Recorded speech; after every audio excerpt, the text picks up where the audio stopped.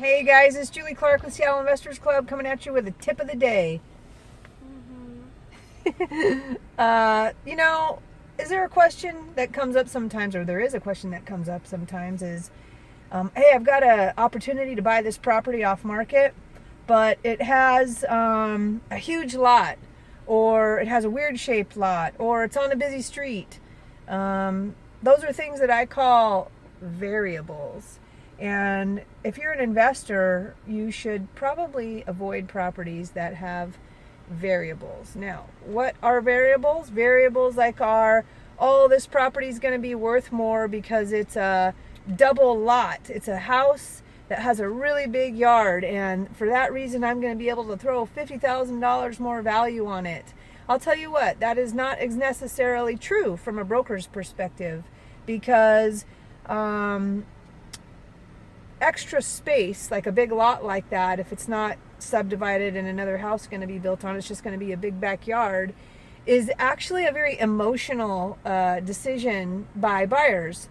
And somebody's value or emotions related to that are different than somebody else's. It's very hard to put a value on an extra large lot that just comes with a house. So yes, you should buy those houses, but don't try adding on too much extra just because of the extra lot size. That's my opinion. I've experienced it many times, and I've listed homes for other investors many times who have let me know that they think my suggestion on list price is too low because that's my approach on it. Come to find I was correct. Hey, what do you know? If you got it, you got it. You know what I'm saying? But another thing, busy streets. Now, yes, sometimes you can buy a property that's on a busy street, right, girls? Yeah. That's right, you can. If it's in a hot neighborhood and a kind of a hot urban village type of location, it just happens to be on one of the busier thoroughfares through that area, that's probably fine.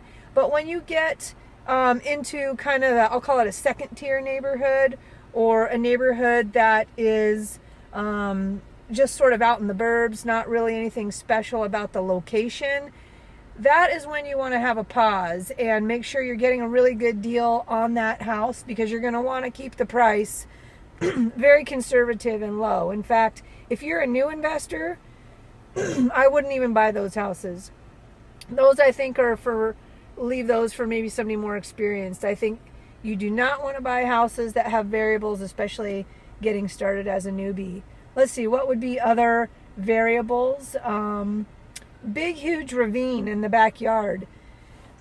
So let's say I have one of those right now from another investor who picked up a property at an auction. The house is fine, totally fine, but the backyard basically backs up, no deck, to a huge ravine, a hillside right behind the house. And just because of that, the buyers have major pause, and it's taking 2 months longer at least to get it sold than if that wasn't there. It would have been sold probably the first weekend if that wasn't there. So when you're dealing with houses that have variables like unfavorable yards or no yard, or huge lots that are just going to be part of it, or busy streets, let me see if I can think of anything else on variables. Anything that makes you as the buyer go, I wonder if that's a good idea. I wonder if I should buy this property. If you think that, that's what your buyers are going to think as well. So there's your tip of the day. Be conservative, and make sure you've got comps, and talk to your local real estate broker. If you're in Seattle, that could be me, Julie Clark, John L. Scott. Give me a call. Ring, ring, 206-910-2985. What was that number? What was the number? 206-910-2985.